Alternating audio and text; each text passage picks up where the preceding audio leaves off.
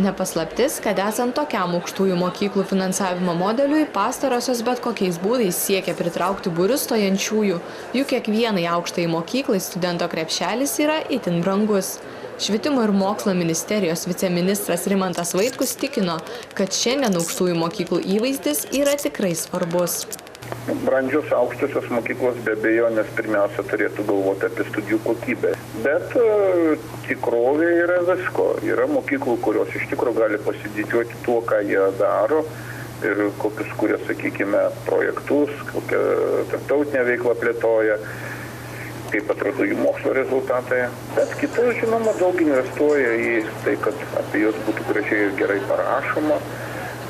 Jos dalyvautų, būtų matoma žiniasklaidoje, prisitrauktų kokių užsienio vizitatorių svečių, apie tai dar 5 kartus parašyti. Gyvename rinkos sąlygomis, todėl reklaminių triukų išvengti tiesiog neįmanoma.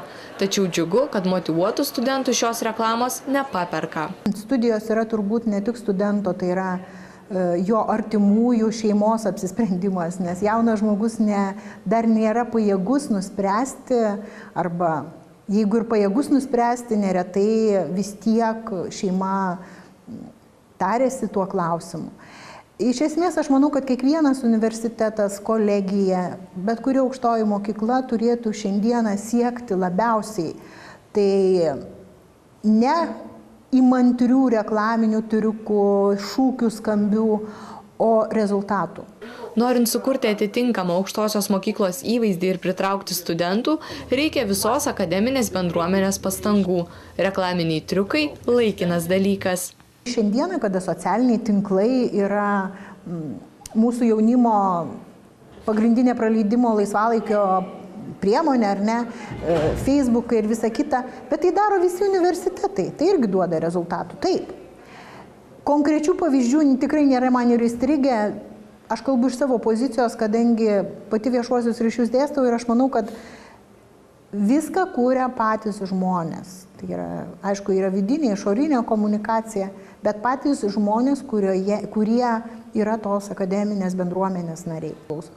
O tie visi kiti reklaminiai triukai, tai jie, žinot, yra laikinas dalykas. Šiandieną vienus labai sužavės galbūt kažkoks simbolis padarytas, ar ne, bėgiojantis po studijų mugę, kitus sužavės, nežinau, gražiai uniformą apsirengę studentai, ar ne, kažkokią labai specifinę.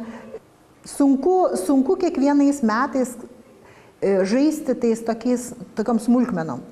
Išliekamoji vertė yra labai svarbi, o išliekamoji vertė, kartoju, studijos ir žmonės daug ką pasiekia, būtent to universiteto žmonės. Tai, ką studijuoti, sprendžiame dar būdami mokykloje.